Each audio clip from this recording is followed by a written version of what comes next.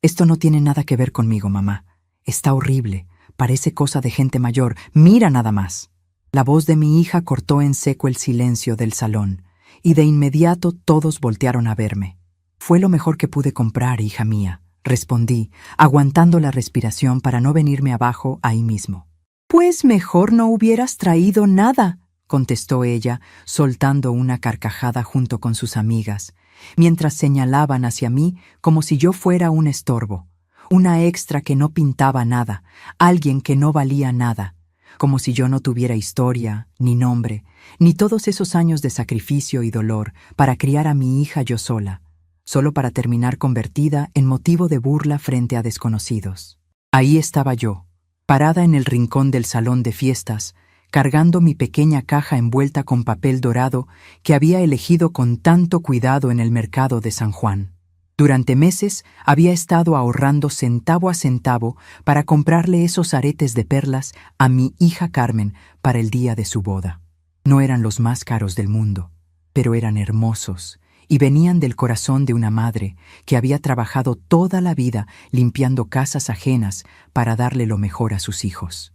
Cuando llegó el momento de los regalos, caminé hasta la mesa principal con una sonrisa en el rostro, emocionada por ver la alegría en los ojos de mi Carmen. Le entregué la cajita en sus manos, susurrándole bajito: «Para ti, mi niña hermosa, que sean muy felices». Carmen abrió el regalo frente a todos los invitados, y por un momento creí ver un destello de alegría genuina, pero entonces algo cambió en sus ojos. Carmen levantó los aretes en alto y comenzó a reírse fuerte, llamando la atención de toda la fiesta. «¡Ay, no manchen! Vean nada más el regalo de pobre que me dio la vieja», gritó, provocando las risas de varios invitados. Sentí que mi cara se encendía de la vergüenza mientras ella continuaba. «Aretes de fantasía. Roberto, mi amor, ¿viste esto? Mi mamá pensó que iba a usar esto en mi boda». Las risotadas resonaban por todo el salón de la colonia Doctores, y yo me quedé ahí parada, sin poder moverme. Mi yerno Roberto nomás sonrió y movió la cabeza, como si estuviera de acuerdo con la humillación. Miguel, mi hijo menor, estaba del otro lado del salón y no escuchó nada, ocupado platicando con otros invitados cerca de la fuente de chocolate. La gente a mi alrededor comenzó a verme con lástima y pena ajena. Algunas amigas de Carmen cuchicheaban entre ellas, señalándome disimuladamente. Sentí que las lágrimas me quemaban los ojos, pero no dejé que ni una sola se me saliera. Era la boda de mi hija, el día que había soñado desde que era una chamaquita. Yo había bordado parte de la decoración, había ayudado con la organización, me había encargado de todos los detalles que ella no tenía tiempo de resolver porque trabajaba en su oficina en Polanco. Y ahí estaba yo, siendo humillada frente a 200 personas, como si fuera una cualquiera. Mi nietecita Guadalupe se acercó a mí tímidamente y me susurró: «Abuelita, no les hagas caso».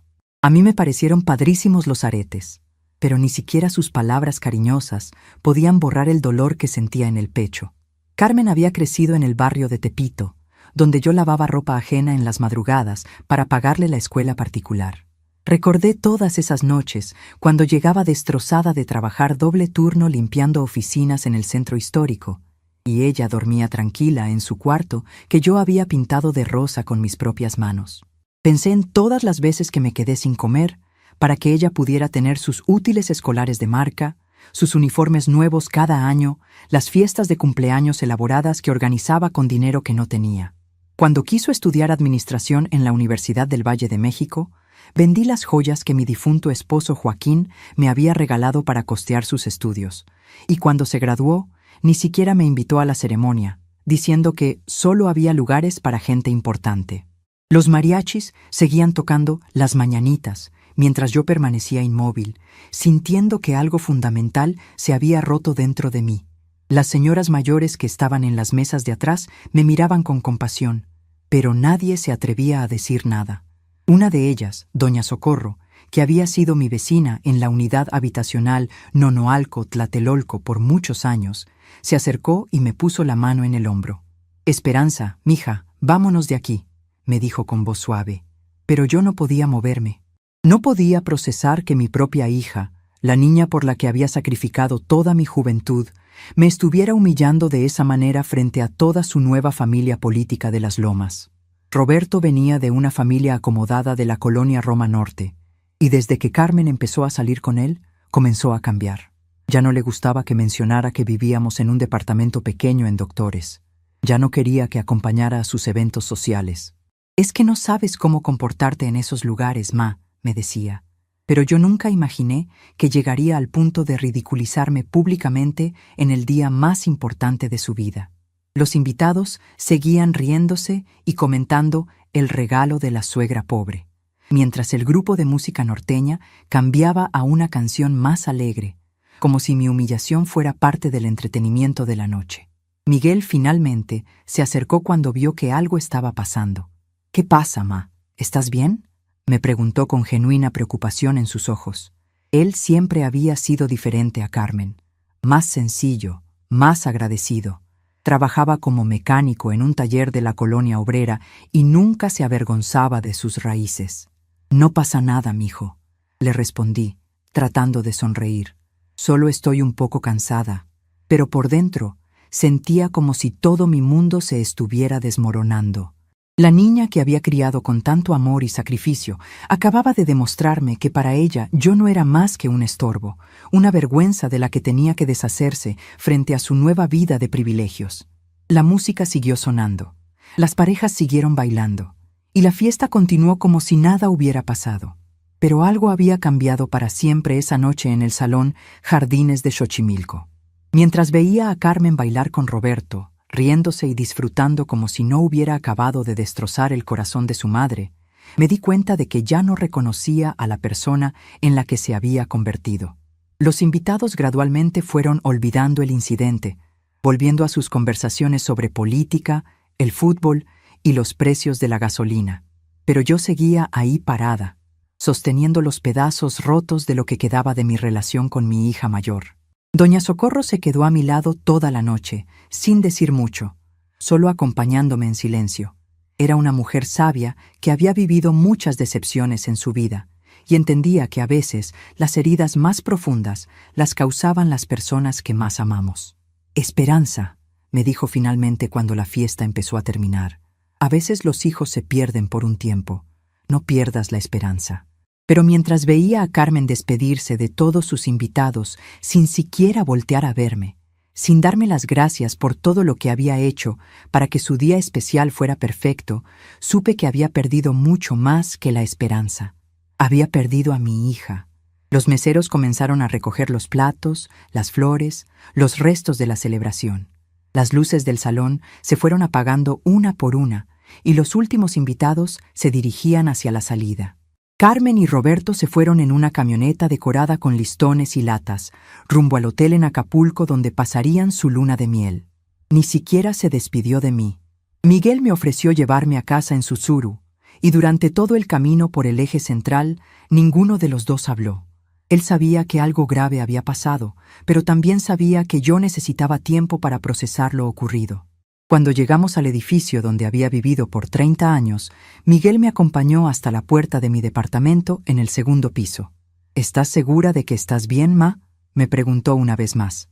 Asentí con la cabeza, aunque por dentro me sentía completamente vacía. «Gracias por traerme, mijo. Descansa».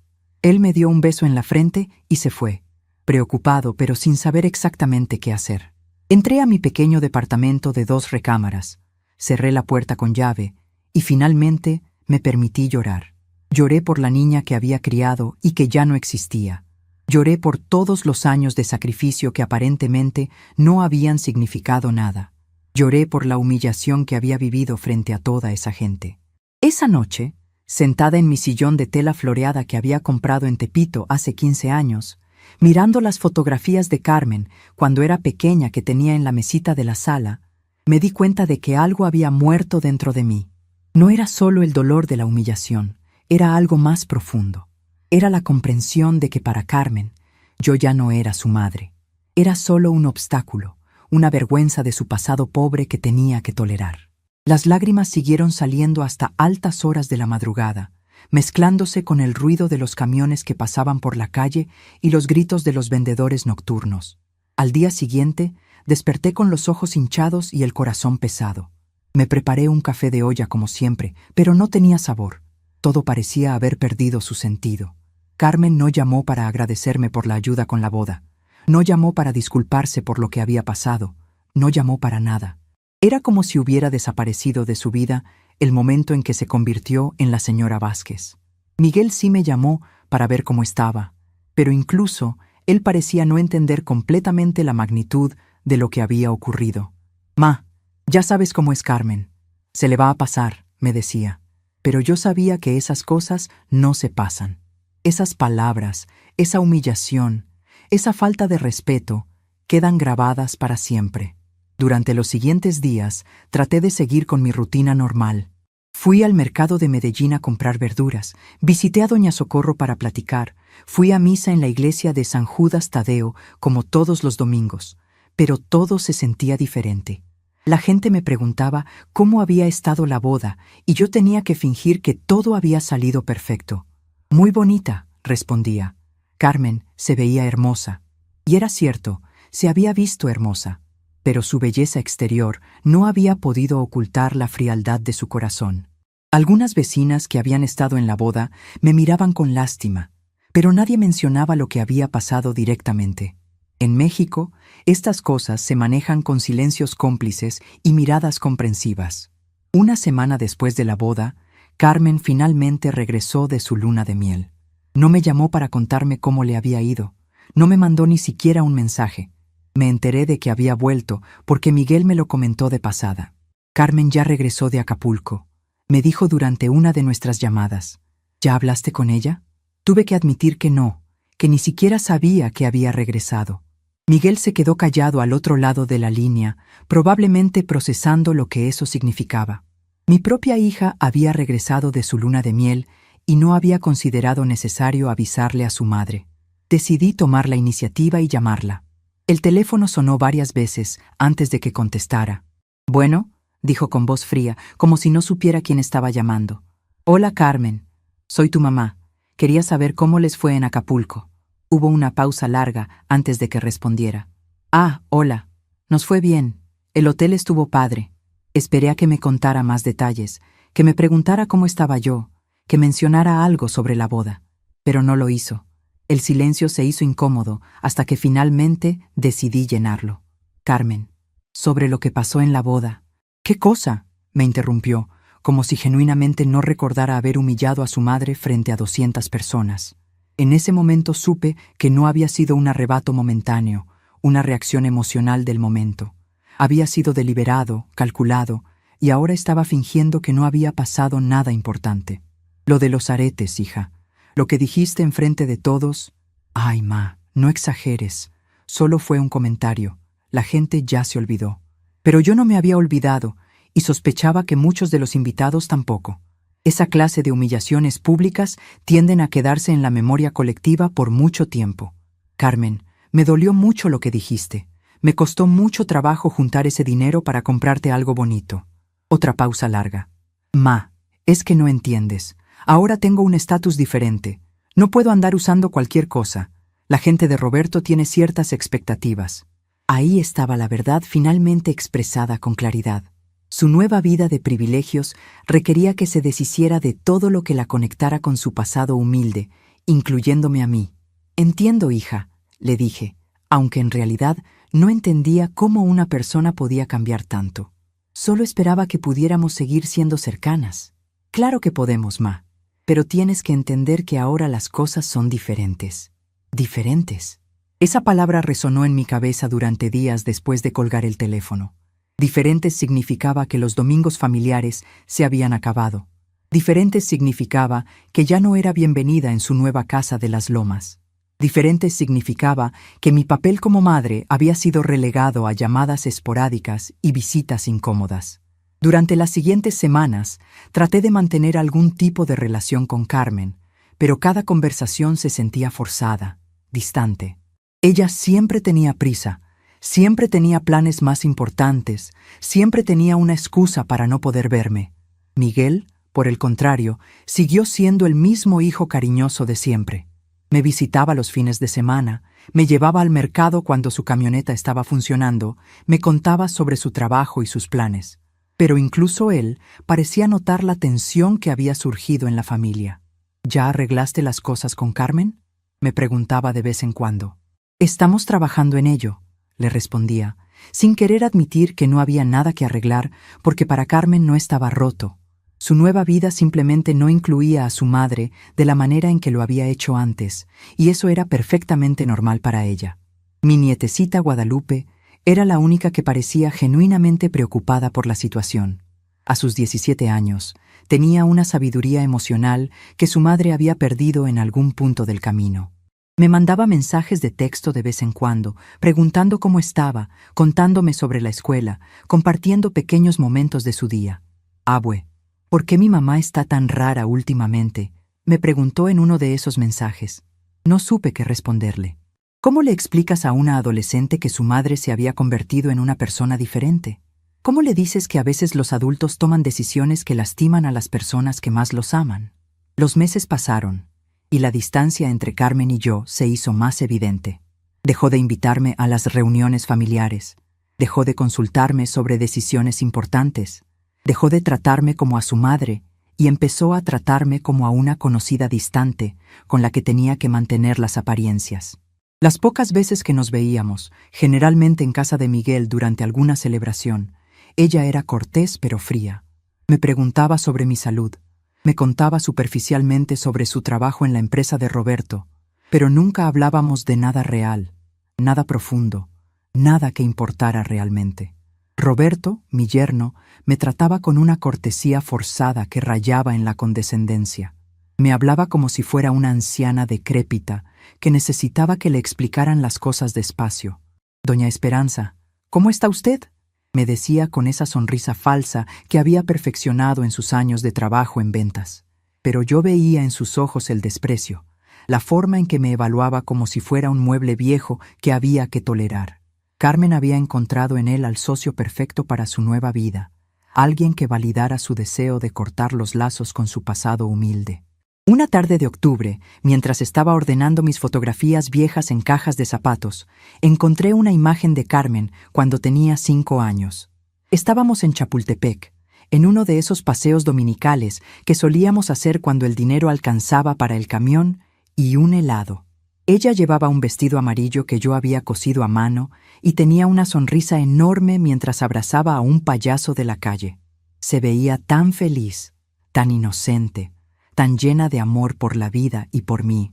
Sostuve la fotografía durante mucho tiempo, tratando de recordar en qué momento se había perdido esa niña alegre y agradecida. Pero lo que ellos no sabían era que todo estaba a punto de cambiar para siempre. Los días siguientes a la boda se arrastraron como si el tiempo mismo hubiera decidido castigarme por existir. No podía sacarme de la cabeza las risas del salón, los susurros de los invitados, la mirada de desprecio de Carmen cuando levantó mis aretes como si fueran algo repugnante. Cada vez que cerraba los ojos, volvía a escuchar su voz gritando: «Regalo de pobre que me dio la vieja», y sentía cómo se me partía el corazón una vez más. Era como si esas palabras hubieran quedado grabadas en mi alma con hierro caliente, recordándome constantemente lo poco que valía para la hija que había criado con tanto amor. Carmen no había llamado ni una sola vez desde que regresó de Acapulco, ni para preguntarme cómo estaba, ni para agradecer todo lo que había hecho para su boda, ni siquiera para fingir que le importaba un poco mi existencia. Cuando Miguel me contó que ya habían regresado de la luna de miel, sentí una punzada de dolor tan profunda que tuve que sentarme en mi silla de la cocina para no caerme. Mi propia hija había estado de vuelta en la Ciudad de México por una semana completa y no había considerado necesario avisarle a su madre. Era como si hubiera muerto para ella el mismo día de su boda, como si mi humillación hubiera sido mi funeral público. Me quedaba sentada en mi pequeña sala durante horas, mirando las fotografías que tenía en la mesita de madera. Ahí estaba Carmen a los 3 años, corriendo por los pasillos del Hospital General donde yo trabajaba de noche limpiando los quirófanos. Recordaba cómo tenía que llevarla conmigo porque no tenía dinero para pagarle a alguien que la cuidara. La cargaba en mis brazos mientras trapeaba los pisos, y ella se quedaba dormida en una silla improvisada que le hacía con toallas limpias. Los doctores y enfermeras la conocían y la querían. Le daban dulces y la hacían reír mientras yo terminaba mi turno. Carmen no recordaba esos tiempos, o simplemente había decidido olvidarlos porque no encajaban con la nueva versión de sí misma que había construido. Había otra fotografía de cuando Carmen tenía 8 años, el día de su primera comunión en la iglesia de San Judas Tadeo. Yo había trabajado horas extras durante 3 meses para pagarle el vestido blanco que tanto quería, el mismo vestido que había visto en el aparador de una tienda en la zona rosa. Era tan caro que tuve que pedirle prestado dinero a mi hermana Luz, que también tenía muy poco, pero que entendía lo importante que era para mí darle a Carmen lo mejor que pudiera. En esa fotografía, Carmen tenía una sonrisa radiante y me abrazaba con tanta fuerza como si nunca quisiera soltarme. «Mami, eres la mejor del mundo entero», me había dicho ese día. Ahora, mirando esa imagen, me preguntaba en qué momento se había perdido esa niña que me amaba incondicionalmente. Los recuerdos siguieron llegando como oleadas implacables. Recordé cuando Carmen tuvo neumonía a los 12 años y estuvimos internadas en el hospital de niños por 2 semanas. Yo no me movía de su lado.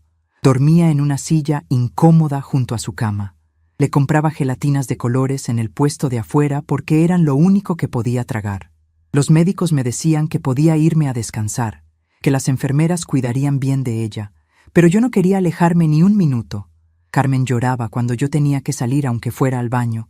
Me suplicaba que no la dejara sola. «No te vayas, mami. Sin ti me da mucho miedo», me decía con voz ronca por la enfermedad. Yo le prometía que nunca la abandonaría, que siempre estaría ahí para cuidarla, que era lo más importante de mi vida. Cuando finalmente se recuperó, Carmen me hizo un dibujo en una hoja de papel que había pedido prestada. Era yo y ella tomadas de la mano, rodeadas de corazones rojos, y abajo había escrito con su letra de niña: «Para mi mami hermosa, que es mi heroína». Guardé ese dibujo en mi cartera durante años hasta que se desgastó tanto que tuve que guardarlo en una caja especial. Lo saqué esa tarde y lo sostuve con manos temblorosas, tratando de entender cómo la misma niña que me había dibujado como su heroína ahora me trataba como a una extraña molesta de la que tenía que avergonzarse. La adolescencia de Carmen había sido difícil, pero yo siempre pensé que era normal. Se volvió más distante, más exigente, más crítica de todo lo que yo hacía o decía. «Ay, ma, no entiendes nada», era su frase favorita cuando le sugería algo. Pero aún así, dependía de mí para todo, para que le planchara la ropa que se iba a poner a las fiestas, para que le diera dinero para salir con sus amigas, para que la esperara despierta cuando llegaba tarde los fines de semana. Yo lo hacía todo con gusto porque pensaba que era mi trabajo como madre, mi forma de demostrarle cuánto la amaba. Nunca se me ocurrió que quizás la estaba malcriando, que quizás le estaba enseñando que el amor se demostraba a través del sacrificio constante sin esperar nada a cambio. Cuando Carmen entró a la universidad, yo me sentí tan orgullosa que lloré el día que la acompañé a inscribirse.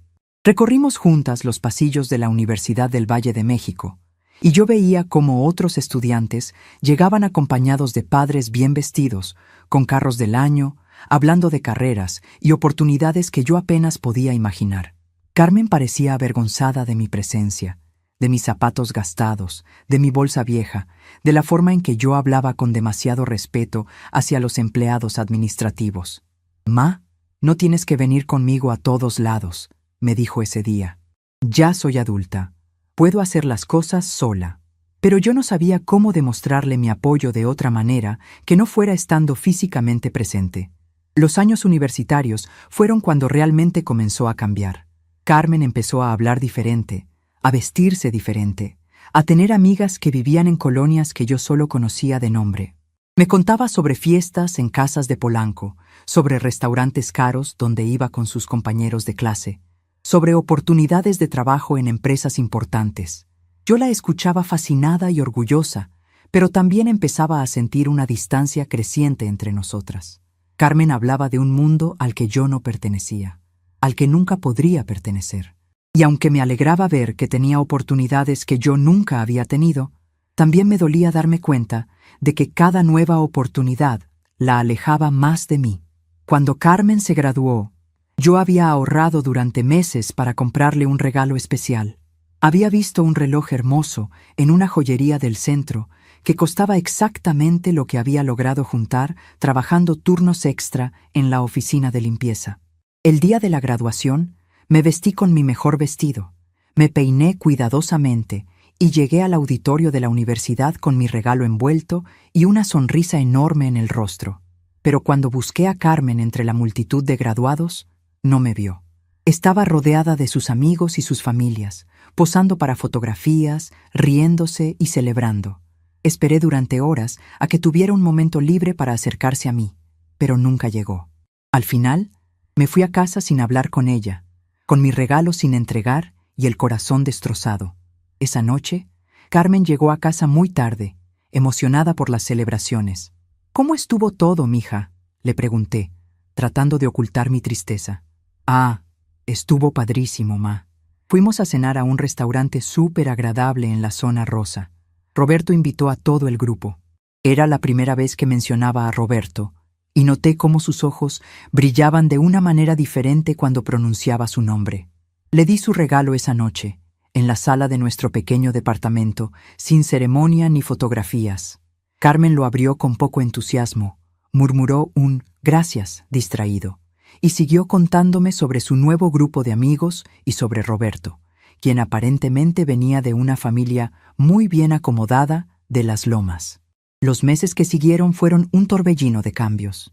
Carmen consiguió trabajo en la empresa de la familia de Roberto.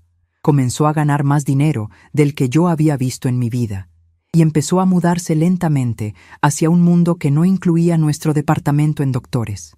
Ya no llegaba a casa para la cena, ya no me contaba sobre su día, ya no me pedía consejos sobre nada. «Estoy muy ocupada con el trabajo, ma», me decía cuando le preguntaba por qué ya casi no la veía. «Roberto y yo tenemos muchos compromisos sociales». Compromisos sociales. Esas palabras se quedaron grabadas en mi mente porque representaban todo lo que yo no era y nunca podría ser. Cuando Carmen me presentó oficialmente a Roberto, supe inmediatamente que él me veía como un obstáculo. Era educado, pero su cortesía tenía una frialdad que me helaba la sangre. Me hablaba como se le habla a una empleada doméstica, con esa condescendencia que la gente acomodada reserva para quienes consideran inferiores. «Mucho gusto, señora Morales», me dijo estrechando mi mano con desgana. Durante toda la cena en un restaurante de Polanco que Carmen había elegido, Roberto habló sobre su trabajo, su familia, sus planes futuros con Carmen.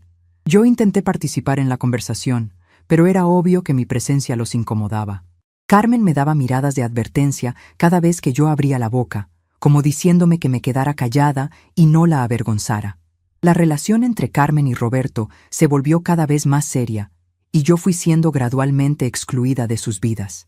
Ya no me invitaban a las reuniones familiares del lado de Roberto, ya no me contaban sobre sus planes de boda hasta que ya todo estaba decidido. Carmen venía a visitarme esporádicamente, pero nuestras conversaciones se habían vuelto superficiales y tensas. Hablábamos del clima, de las noticias, de los vecinos, pero nunca de nada que realmente importara. Era como si fuéramos dos extrañas que fingían conocerse por cortesía. La niña que había sido mi mejor amiga, mi confidente, mi compañera de vida, había desaparecido y en su lugar quedó una mujer fría que me toleraba porque las buenas costumbres así lo dictaban.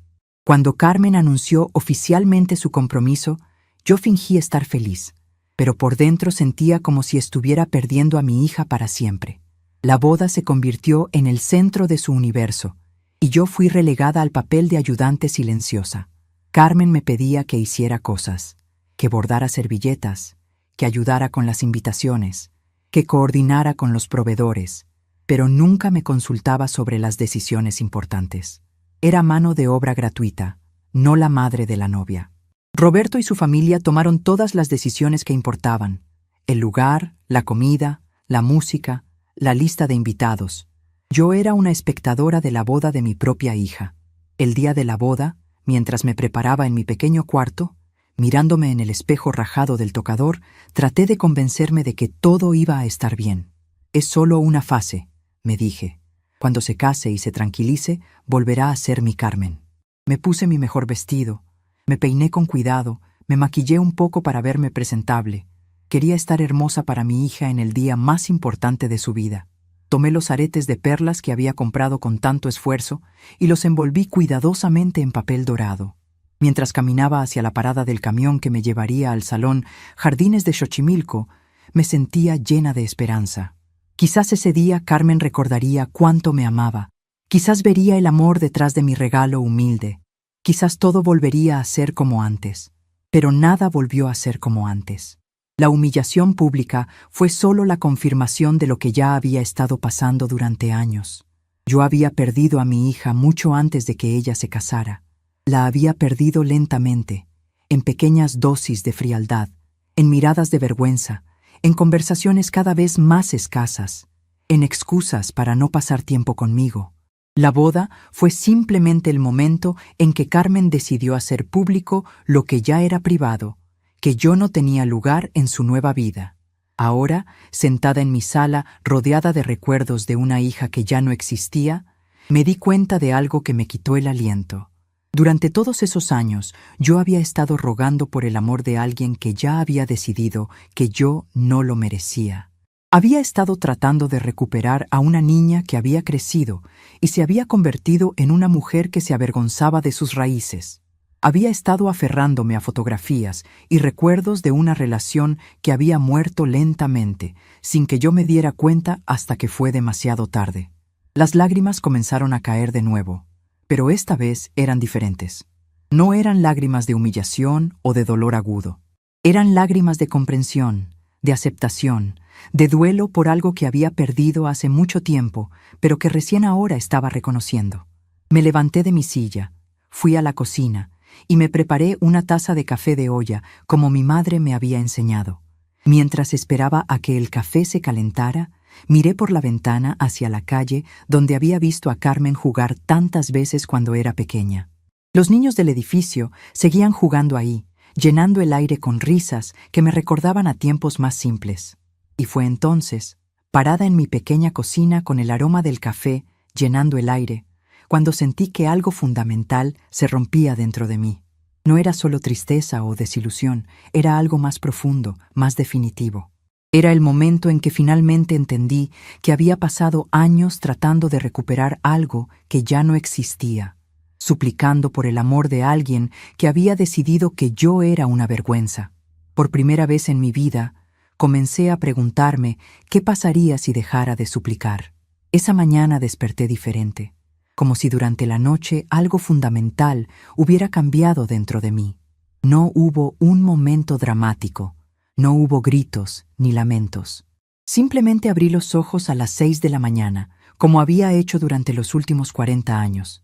Pero por primera vez en mucho tiempo sentí una extraña calma corriendo por mis venas. Mientras preparaba mi café de olla, mirando por la ventana de la cocina hacia la calle donde Carmen solía jugar cuando era niña, supe con una claridad cristalina que ya no podía seguir viviendo así. No era una decisión emocional ni desesperada. Era algo más profundo, más sereno.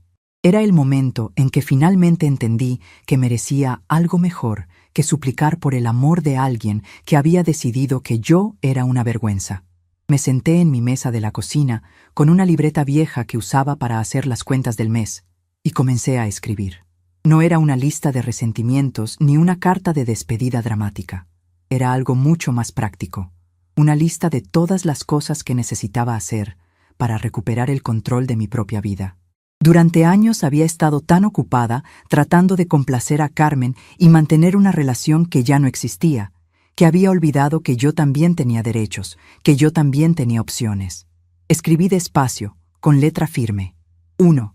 Revisar documentos del banco. 2. Buscar información sobre la casa. 3. Llamar a mi prima Teresa en Guadalajara. 4.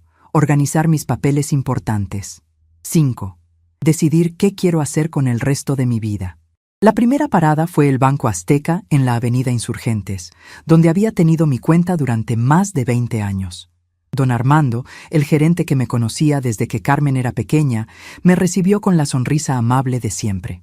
«Buenos días, doña Esperanza. ¿En qué la puedo ayudar hoy?».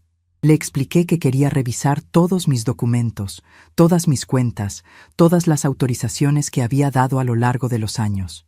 Don Armando me miró con curiosidad, pero no hizo preguntas. Durante la siguiente hora, descubrí cosas que me quitaron el aliento. Carmen tenía autorización para manejar mi cuenta desde hacía 5 años, autorización que yo había dado cuando ella me dijo que quería ayudarme con las finanzas. Pero lo más impactante fue descubrir que había un préstamo a mi nombre por 70,000 pesos que yo nunca había solicitado. ¿Cuándo se hizo este préstamo, don Armando?, pregunté, tratando de mantener la calma mientras leía los documentos. Hace 6 meses, doña Esperanza. Su hija Carmen vino con los papeles firmados por usted. Sentí que la sangre se me subía a la cabeza, pero respiré profundo y mantuve la compostura. Carmen había usado mi nombre y mi firma para conseguir dinero para su boda, dinero que yo ni siquiera sabía que existía, dinero que ahora yo tendría que pagar con mi pensión durante los próximos 5 años. Don Armando, quiero cancelar todas las autorizaciones que he dado. Quiero que solo yo pueda manejar mi cuenta a partir de hoy. Él asintió y comenzó a preparar los papeles necesarios. ¿También quiere cambiar las claves y contraseñas, doña Esperanza? Sí, por favor, todo. Salí del banco con una sensación extraña en el pecho. No era furia ni tristeza, era algo más parecido a la liberación. Por primera vez en años, nadie más que yo tenía control sobre mi dinero, sobre mis decisiones financieras. Carmen se enteraría pronto de que ya no podía usar mi cuenta para sus gastos, pero eso ya no era mi problema. Durante años había sido responsable de los deseos y necesidades de mi hija, pero nunca más volvería a permitir que alguien tomara decisiones sobre mi vida sin consultarme. Caminé por Insurgentes hacia la oficina del registro público, sintiendo cada paso como una pequeña victoria contra todas las veces que había permitido que me trataran como si fuera invisible. En el registro público, la señora Guadalupe, una mujer de mi edad que trabajaba ahí desde hacía décadas, me ayudó a revisar los documentos de la casa donde había vivido durante 30 años. Aquí está todo, doña Esperanza, me dijo mientras extendía los papeles sobre el mostrador. La casa está completamente a su nombre. No hay ninguna hipoteca ni gravamen. Sentí un alivio enorme al confirmar lo que ya sabía. La casa era mía. Había sido mía desde que mi difunto esposo Joaquín la compró en los años 80. Y seguía siendo mía a pesar de todos los cambios que habían ocurrido en mi vida. ¿Quiere hacer algún cambio en la escritura, señora?, me preguntó. Por ahora no, pero quiero asegurarme de que toda la documentación esté en orden. Durante las siguientes semanas, comencé a organizar mi vida de maneras que nunca antes había considerado. Llamé a mi prima Teresa en Guadalajara, a quien no había visto en 5 años, pero con quien siempre había mantenido una relación cariñosa. Teresa, habla Esperanza. ¿Cómo estás, prima? Su voz sonó genuinamente feliz de escuchar de mí. Esperanza, qué sorpresa tan linda. ¿Cómo estás, prima querida? Hace tanto que no sabemos nada de ti. Le conté, sin entrar en detalles dolorosos, que estaba considerando hacer algunos cambios en mi vida, quizás visitar otras ciudades, explorar nuevas posibilidades. Teresa, ¿todavía tienes ese cuarto extra en tu casa? Claro que sí, Esperanza. De hecho, desde que mis hijos se casaron, la casa se siente muy grande y muy silenciosa. Sería una bendición tenerte aquí.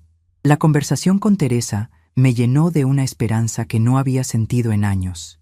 Ella me contó sobre su vida en Guadalajara, las mañanas tranquilas en el mercado de San Juan de Dios, las tardes en la plaza de armas viendo a los mariachis, los domingos en la iglesia del Sagrado Corazón, donde había hecho muchas amigas de nuestra edad.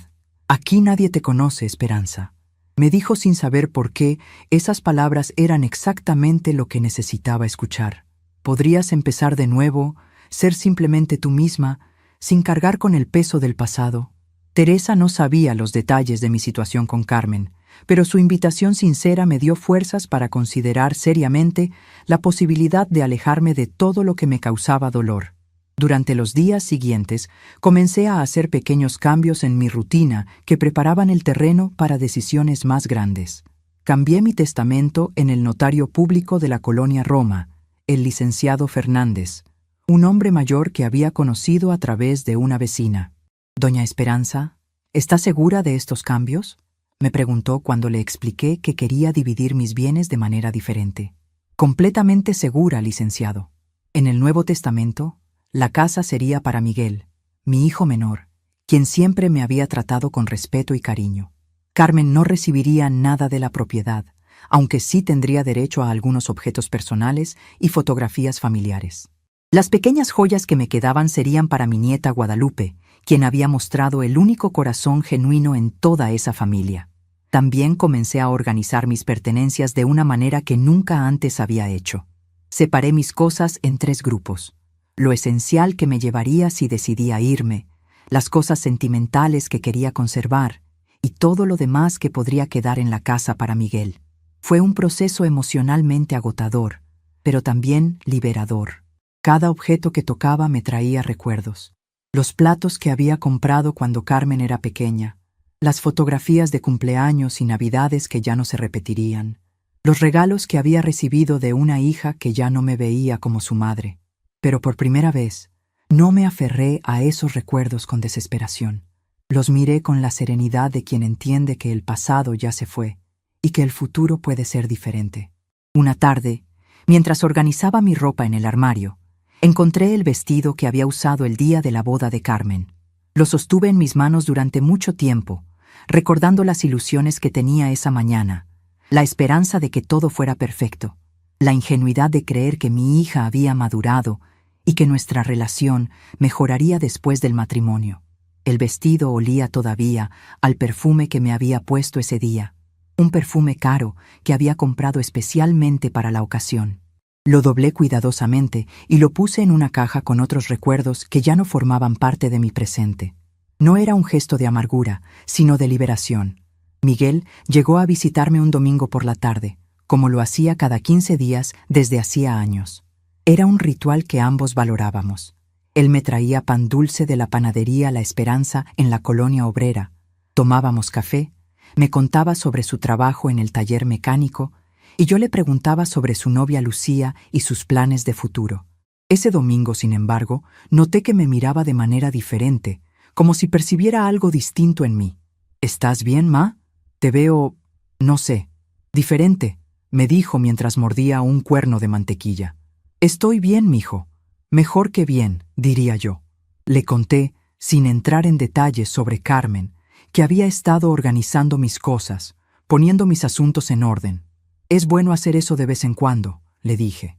Ayuda a ver las cosas con más claridad. Miguel asintió, pero vi preocupación en sus ojos. No estarás pensando en hacer alguna locura, ¿verdad, ma? Se rió, pero había algo genuino detrás de la pregunta. No, mijo, no son locuras, son decisiones. Hay una diferencia muy grande entre las dos. Le hablé sobre la importancia de no permitir que otros tomen decisiones por uno, sobre la dignidad de vivir la vida según los propios términos, sobre la paz que viene de no tener que justificar constantemente la propia existencia. Miguel me escuchó con atención, y aunque no entendía completamente de qué estaba hablando, respetó mi necesidad de expresar estos pensamientos. Mientras seas feliz, ma, me dijo finalmente, eso es lo único que me importa. Los siguientes días fueron una secuencia de pequeñas acciones que construían hacia algo más grande. Fui a la farmacia donde había comprado mis medicamentos durante años y pedí que toda mi información médica fuera transferida a otra sucursal en Guadalajara. Doña Rosa, la farmacéutica, me miró con curiosidad. ¿Se va a mudar, doña Esperanza?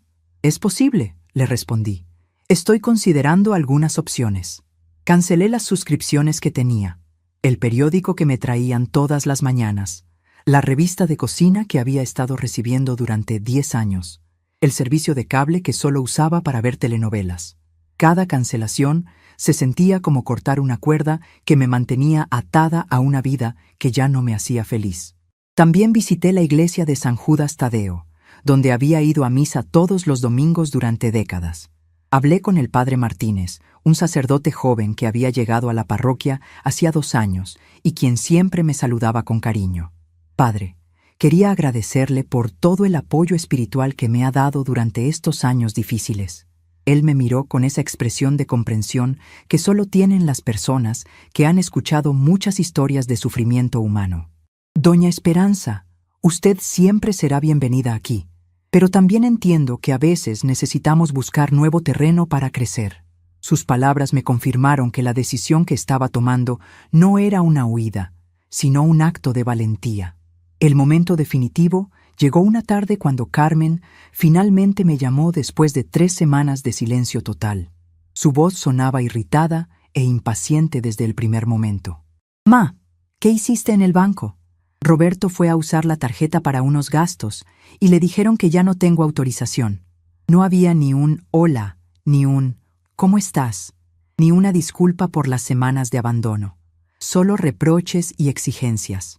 Carmen, decidí manejar mis propios asuntos financieros», le respondí con calma. «¿Cómo que decidiste?» «Ma, yo te ayudo con esas cosas porque tú no entiendes de bancos y números».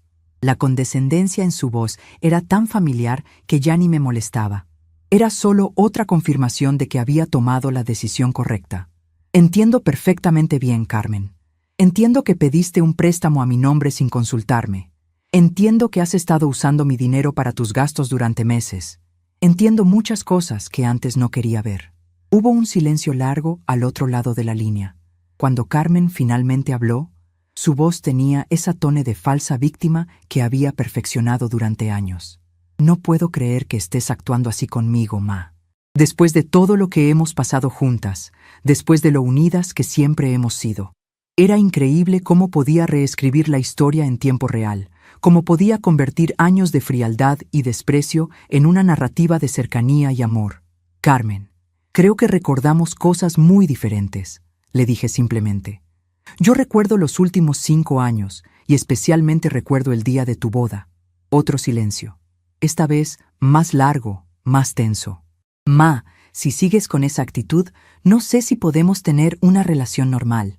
Era su amenaza favorita, la que había usado durante años para controlarme, portarse mal conmigo y luego amenazar con alejarme de su vida si yo me quejaba. «Carmen», le dije con una tranquilidad que me sorprendió a mí misma, «creo que no hemos tenido una relación normal durante mucho tiempo, y ya no voy a fingir que sí». «¿Qué se supone que significa eso?». Su voz ahora tenía un tono de pánico que nunca antes había escuchado. «Significa que estoy tomando decisiones sobre mi vida, y esas decisiones ya no giran alrededor de tratar de recuperar el amor de alguien que decidió que ya no me lo quiere dar». Colgué el teléfono suavemente, sin gritos ni dramática. Solo presioné el botón rojo y dejé el silencio llenar mi sala. Por primera vez en años, el silencio no se sentía vacío o solitario. Se sentía lleno de posibilidades, lleno de paz, lleno de la promesa de días en los que no tendría que justificar mi existencia ante nadie. Me quedé sentada en mi sillón durante mucho tiempo, escuchando los sonidos de la calle, viendo cómo la luz del atardecer entraba por mis ventanas, sintiendo cómo algo fundamental había cambiado para siempre en mi vida. Esa noche, saqué una maleta vieja del closet y comencé a empacar mis cosas más importantes. No era un empaque desesperado ni emocional. Era metódico, pensado, deliberado. Doblé cuidadosamente la ropa que quería llevar. Envolví las fotografías que valía la pena conservar. Guardé los documentos que necesitaría para empezar de nuevo en otro lugar.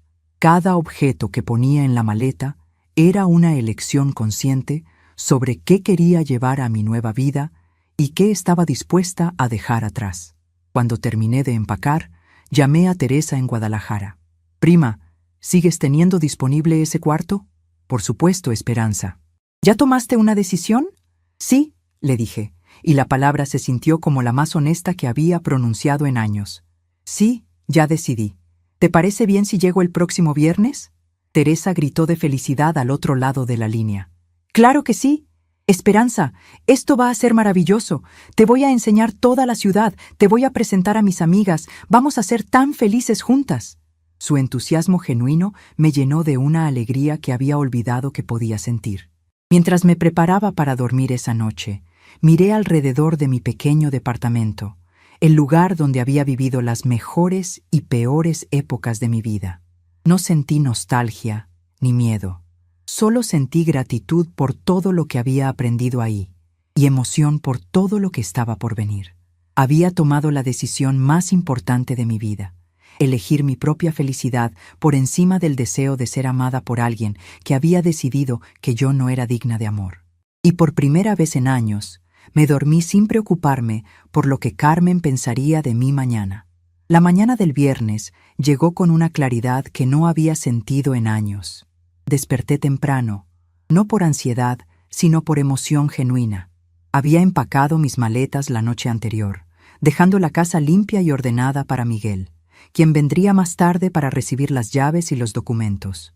Mi autobús hacia Guadalajara salía a las 2 de la tarde desde la terminal de autobuses del norte, y por primera vez en mucho tiempo sentía que me dirigía hacia algo mejor en lugar de huir de algo malo. Mientras tomaba mi último café de olla en esa cocina que había sido mi refugio durante 30 años, escuché que alguien tocaba la puerta con insistencia. Era temprano, apenas las 8 de la mañana, y el toquido tenía esa urgencia desesperada que reconocí inmediatamente. Abrí la puerta y ahí estaba Carmen, pero no la Carmen fría y distante de los últimos años. Esta Carmen tenía ojeras profundas, el cabello despeinado y esa expresión de pánico que no le había visto desde que era niña y perdía sus juguetes favoritos. Detrás de ella estaba Roberto, con el ceño fruncido y esa actitud de superioridad que había perfeccionado, pero que ahora parecía más forzada que natural. «Ma, ¿qué está pasando aquí?», fue lo primero que dijo Carmen sin siquiera saludarme. «Miguel nos llamó anoche y dijo unas cosas muy raras, que le habías dado la escritura de la casa, que te ibas a Guadalajara, que habías cambiado tu testamento. Por favor, dime que es una broma». Su voz temblaba entre la incredulidad y la desesperación. «No es ninguna broma, Carmen. Es mi vida, y por primera vez en mucho tiempo estoy tomando mis propias decisiones sobre ella». La invité a pasar, más por cortesía que por deseo de prolongar la conversación. Carmen entró como un huracán, mirando a su alrededor, como si esperara encontrar evidencias de algún complot. Roberto me siguió con esa expresión de quien está evaluando una situación financiera que se les está saliendo de control. «Señora Esperanza», me dijo con esa voz condescendiente que tanto me molestaba, «creo que debería reconsiderar estas decisiones tan drásticas. Las familias tienen que mantenerse unidas, especialmente en tiempos difíciles». Me senté en mi sillón, el mismo donde había llorado tantas noches, pensando en lo que había perdido con mi hija, pero ahora me sentía serena y en control. «Roberto, agradezco tu preocupación, pero estas no son decisiones drásticas. Son decisiones pensadas, meditadas y completamente mías». Carmen se dejó caer en el sofá, con esa expresión dramática que usaba cuando quería manipular una situación. «Ma, no entiendo por qué estás haciendo esto. Siempre hemos estado bien. Siempre hemos sido una familia unida.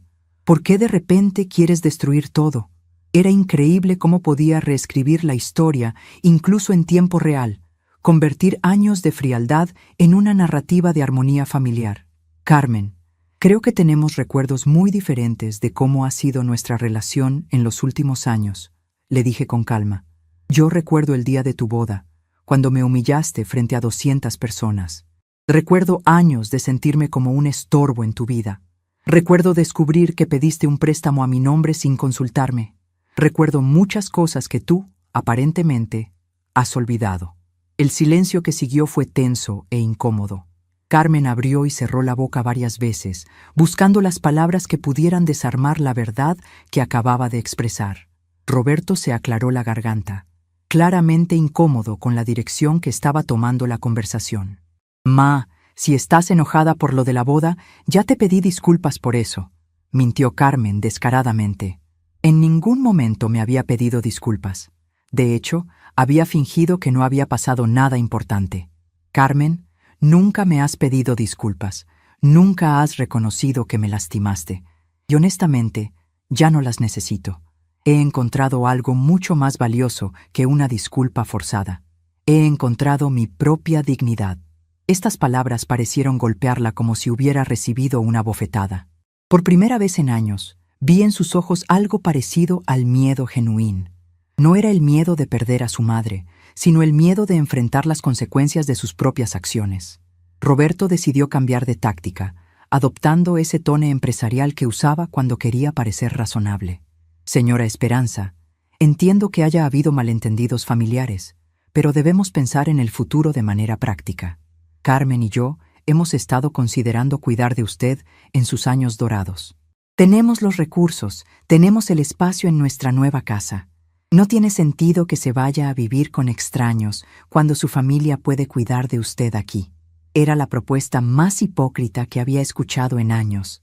Durante meses habían demostrado que mi presencia los incomodaba, y ahora que descubrían las implicaciones financieras de mi partida, de repente querían cuidar de mí. Roberto, agradezco la oferta, pero Teresa no es una extraña. Es mi prima, mi familia de sangre, y alguien que genuinamente quiere mi compañía, no que la tolera por obligación.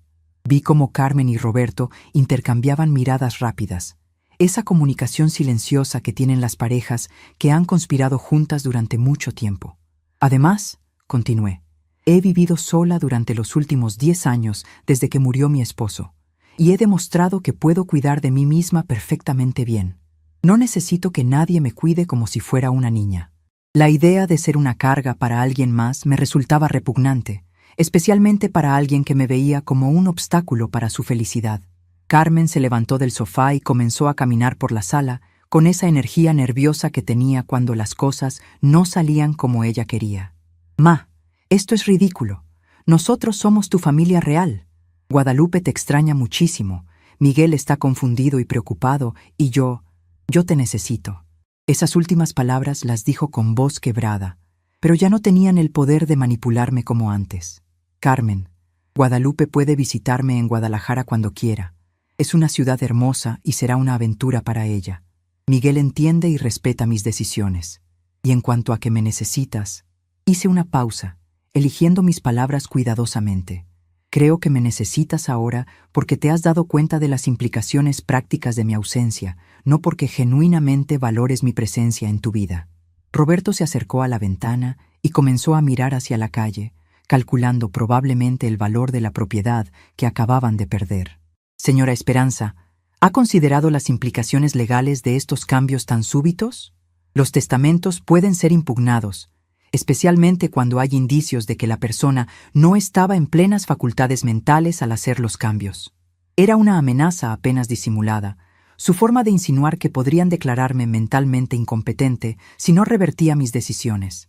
Me levanté de mi sillón y lo miré directamente a los ojos con una firmeza que lo sorprendió. «Roberto, tengo 68 años, no 88. Tengo todas mis facultades mentales perfectamente claras. He consultado con un notario respetable y todas mis decisiones están completamente dentro de mis derechos legales. Si quieres impugnar algo, adelante, pero te garantizo que tengo documentación de todo lo que ha pasado en esta familia durante los últimos años». Carmen se dio cuenta de que las amenazas legales no iban a funcionar y decidió intentar la manipulación emocional directa. Se acercó a mí y tomó mis manos, adoptando esa expresión de niña dulce que había usado para conseguir lo que quería desde que era pequeña. «Mami, por favor no hagas esto. Sé que he cometido errores, sé que no he sido la hija perfecta, pero podemos arreglar las cosas, podemos volver a ser como antes, cuando éramos solo tú y yo contra el mundo. ¿Recuerdas cuando era pequeña y me decías que yo era lo más importante de tu vida?» Sus palabras estaban diseñadas para desarmar todas mis defensas, para hacerme recordar a la niña que había amado incondicionalmente. Y funcionaron, pero no de la manera que ella esperaba. «Sí, Carmen, recuerdo perfectamente cuando eras lo más importante de mi vida. Recuerdo cuando sacrifiqué todo por ti, mi juventud, mis oportunidades, mi bienestar económico, mis relaciones sociales. Recuerdo cuando vivía exclusivamente para hacerte feliz».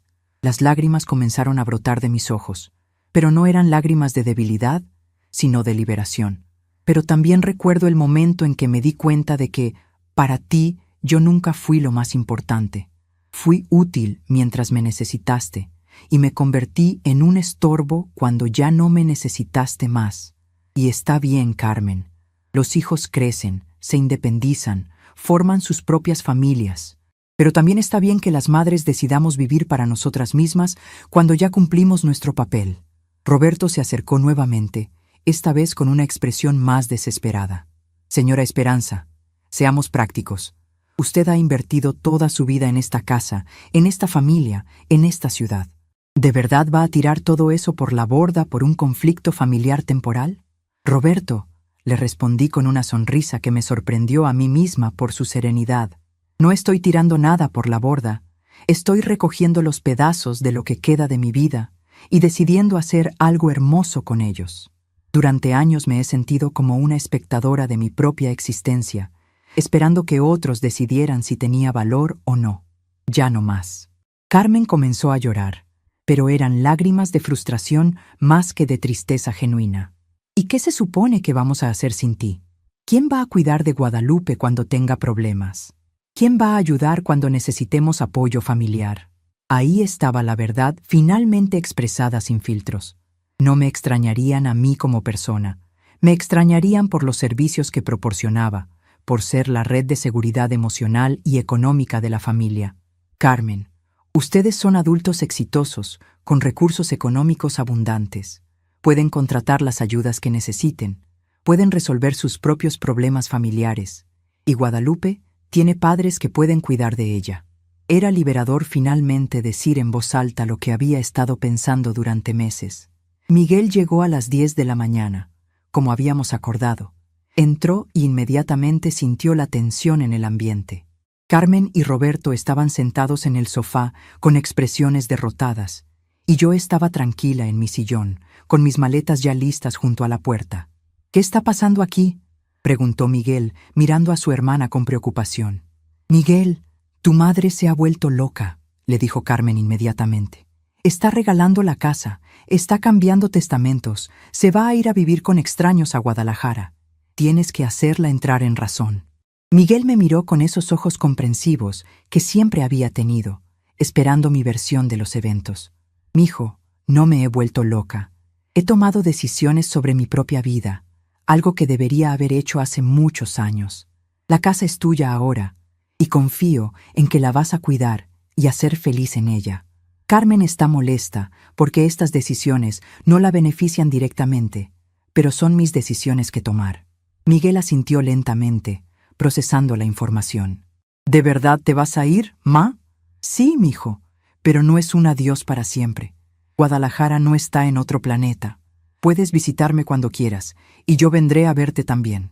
La diferencia es que ahora voy a vivir donde soy querida y valorada, no donde soy tolerada por obligación.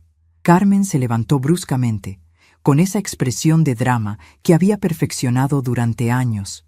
Esto es increíble.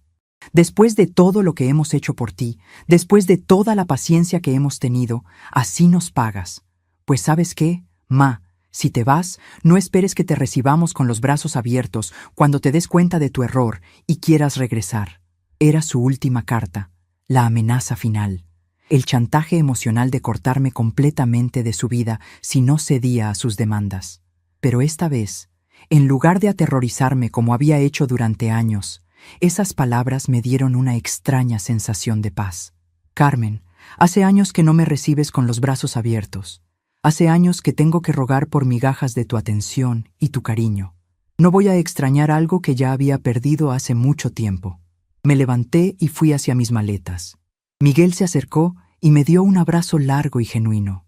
Te voy a extrañar mucho, ma, pero entiendo por qué necesitas hacer esto. Sus palabras me llenaron de una calidez que no había sentido en años. Por lo menos uno de mis hijos entendía que esto no era una decisión tomada por despecho, sino una decisión tomada por amor propio. Roberto y Carmen se dirigieron hacia la puerta sin más ceremonias. En el umbral, Carmen se volteó una última vez. Cuando fracases en Guadalajara, cuando te des cuenta de que nadie te va a querer como te queremos nosotros, no vengas llorando a pedimos que te ayudemos. Carmen, le dije con una tranquilidad que me sorprendió. Creo que has confundido necesidad con amor durante mucho tiempo. Teresa me quiere sin condiciones, sin exigencias, sin necesidad de que me justifique constantemente. Eso es amor real. Carmen abrió la boca para responder algo más, pero Roberto la tomó del brazo y la arrastró hacia afuera. El taxi que Miguel había llamado para llevarme a la terminal llegó exactamente a la 1. Mientras cargaba mis maletas, eché un último vistazo a la casa que había sido mi hogar durante 3 décadas. No sentí nostalgia ni arrepentimiento. Sentí gratitud por todo lo que había vivido ahí, tanto lo bueno como lo malo, porque todo eso me había llevado a este momento de liberación. Miguel me acompañó hasta el taxi y me dio otro abrazo. Cuídate mucho, ma. Y llámame cuando llegues para saber que estás bien. Te llamaré, mijo. Y tú cuida la casa. Que sea un hogar feliz para ti y para Lucía. Durante el viaje en taxi hacia la terminal, miré por la ventana las calles que había recorrido durante tantos años. El mercado de Medellín donde compraba las verduras, la iglesia de San Judas Tadeo donde había rezado por mi familia durante décadas, la panadería donde compraba el pan dulce para los domingos con Miguel. Todo eso había sido mi mundo, y aunque lo dejaba atrás, no lo hacía con amargura, sino con la tranquilidad de quien sabe que algunas etapas de la vida llegan a su fin natural. En la terminal de autobuses, compré un boleto de primera clase hacia Guadalajara. Era un pequeño lujo que me permití, una forma de celebrar que finalmente estaba invirtiendo en mi propia comodidad. Cuando el autobús salió de la Ciudad de México, miré hacia atrás una última vez, no hacia la ciudad que dejaba, sino hacia la mujer que había sido durante tantos años. La madre abnegada, la suegra tolerante, la abuela disponible, la mujer que vivía para complacer a otros y que había olvidado vivir para sí misma. Esa mujer se quedaba en México DF, junto con todas las lágrimas derramadas y todas las humillaciones sufridas. La mujer que viajaba hacia Guadalajara era diferente. Era una mujer que había recuperado su dignidad, su derecho a ser feliz, su capacidad de tomar decisiones sobre su propia vida. Y por primera vez en años, sonreí con la certeza de que lo mejor de mi vida estaba por comenzar. 6 meses después, estaba sentada en el pequeño jardín de la casa de Teresa en Guadalajara, regando las flores de bugambilia que habíamos plantado juntas en marzo. Era una mañana de octubre perfecta, con ese clima que solo existe en esta ciudad bendita, donde el sol calienta sin quemar y el aire huele siempre a jacarandas. Teresa había salido temprano al mercado de San Juan de Dios, como hacía todos los sábados, y yo me había quedado disfrutando de estos momentos de silencio que ya no me daban miedo. El silencio se había convertido en mi mejor compañero. No era vacío ni solitario, sino lleno de una paz que nunca antes había conocido. Mientras acomodaba las macetas de geranios que habíamos comprado la semana anterior, pensé en lo diferente que era mi vida ahora. Cada mañana despertaba con la tranquilidad de saber que nadie me juzgaría por las decisiones que tomara ese día. Si quería quedarme en pijama hasta las 10, lo hacía. Si quería caminar por la plaza de armas hasta que se pusiera el sol, lo hacía. Si quería pasar horas leyendo novelas románticas que antes Carmen consideraba una pérdida de tiempo, ahora lo hacía sin pedirle permiso a nadie. La libertad tenía un sabor dulce que había olvidado que existía. Teresa resultó ser exactamente lo que yo necesitaba. Una compañera de vida que entendía el valor del respeto mutuo. Compartíamos los gastos de la casa por igual, nos turnábamos para cocinar, y cada una tenía sus propios espacios y rutinas. Por las tardes, cuando terminábamos nuestras actividades, nos sentábamos en este mismo jardín a tomar café de olla y platicar sobre todo y nada. Teresa me contaba historias de sus años de maestra, yo le contaba sobre mi vida pasada cuando me nacía hacerlo, pero nunca sentía la obligación de explicar o justificar nada. Era una amistad basada en el disfrute mutuo, no en la necesidad o el deber. Miguel me había visitado 2 veces desde que llegué a Guadalajara. La primera vez vino solo, curioso por conocer mi nueva vida y asegurarse de que estuviera realmente bien. Se quedó 3 días y pude ver cómo se relajaba al darse cuenta de que no había tomado una decisión desesperada, sino una decisión sabia. «Ma, te ves diferente», me dijo la última noche de su primera visita. «Te ves tranquila, como si hubieras encontrado algo que habías perdido». Tenía razón. Había encontrado algo que había perdido hace muchos años. Me había encontrado a mí misma. La segunda visita de Miguel había sido con Lucía, su novia, quien resultó ser una mujer encantadora que entendía inmediatamente por qué había tomado la decisión de alejarme. «Señora Esperanza», me dijo mientras paseábamos por el centro histórico de Guadalajara, «admiro mucho su valentía. No debe haber sido fácil empezar de nuevo a los 68 años». Le sonreí y le respondí algo que me había tomado meses entender. «Lucía, no empecé de nuevo. Simplemente dejé de fingir que era alguien que no soy para complacer a personas que nunca iban a estar satisfechas. Carmen no había vuelto a contactarme desde el día que me fui. Al principio esperaba una llamada, un mensaje, algún intento de reconciliación o por lo menos de verificar que estaba bien. Pero poco a poco me di cuenta de que su silencio era en realidad un regalo. Me confirmaba que había tomado la decisión correcta, que nuestra relación había estado construida sobre una base falsa durante años. Miguel me contó que Carmen y Roberto habían tenido dificultades económicas después de que cancelé las autorizaciones bancarias, y que habían tratado de vender algunos muebles de valor que pensaron que me habían pertenecido, solo para descubrir que Miguel ahora tenía todos los derechos sobre el contenido de la casa. Mi nieta Guadalupe me había mandado una carta hermosa el mes pasado. En ella me decía que entendía por qué me había ido, que había visto cómo su mamá me trataba durante años y que siempre le había parecido injusto. Abuela, espero que seas muy feliz en tu nueva vida. Cuando cumpla 18 años en unos meses, quiero ir a visitarte para conocer Guadalajara y para que me enseñes a hacer mole como el que hacías antes.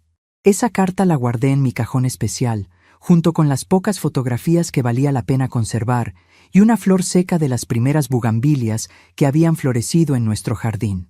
Las vecinas de Teresa me habían recibido con los brazos abiertos. Doña Amparo, que vivía en la casa de al lado, me invitó a unirme al grupo de bordado que se reunía los martes por la tarde. Al principio fui solo por cortesía, pero pronto descubrí que tenía habilidades que había olvidado que poseía. Mis manos recordaron los patrones de flores y pájaros que mi madre me había enseñado cuando era niña, y poco a poco empecé a crear manteles y servilletas que las otras señoras admiraban genuinamente. Era hermoso hacer algo solo porque me gustaba, no porque alguien lo necesitara o lo hubiera pedido. Los domingos había encontrado una nueva rutina que llenaba mi alma de paz. Teresa y yo íbamos juntas a misa en la iglesia del Sagrado Corazón, y después paseábamos por la plaza de armas escuchando a los mariachis. Era un ritual simple pero lleno de significado. Dos mujeres que habían aprendido a valorar su propia compañía, disfrutando de la belleza de una ciudad que nos había recibido sin juicios ni expectativas. A veces nos sentábamos en una de las bancas del jardín central y observábamos a las familias jóvenes jugando con sus hijos, y yo sentía una nostalgia dulce, sin amargura, por esa etapa de mi vida que ya había pasado. Una tarde, mientras organizaba mis pocas pertenencias en el armario de mi cuarto, encontré los aretes de perlas que había querido regalarle a Carmen el día de su boda. Los había empacado sin darme cuenta, y ahora los sostenía en mis manos preguntándome qué hacer con ellos. Por un momento pensé en tirarlos, pero luego decidí guardarlos en mi cajón especial, no como un símbolo de dolor, sino como un recordatorio de la mujer que había sido, una madre que daba todo sin esperar nada a cambio. Esa mujer había tenido sus virtudes, aunque también sus errores. No la reniego, simplemente ya no soy ella.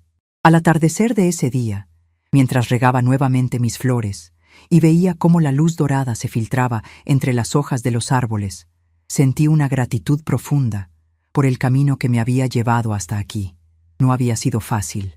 Había requerido más valor del que pensé que tenía, pero había valido la pena cada lágrima derramada y cada noche de insomnio. Había aprendido que el amor no debe doler, que la familia no debe ser una prisión y que nunca es demasiado tarde para elegir la propia felicidad. Esa noche, antes de dormir, escribí una línea en el pequeño diario que había comenzado a llevar. Hoy cumplí 6 meses de haber elegido amarme a mí misma tanto como amé a otros durante 68 años. Cerré el diario, apagué la luz y me quedé dormida con una sonrisa en los labios. A veces, el mayor comienzo es el silencio que una elige mantener. Estamos curiosos para saber hasta dónde esta historia llegó. ¿De dónde estás viendo? Comenta abajo.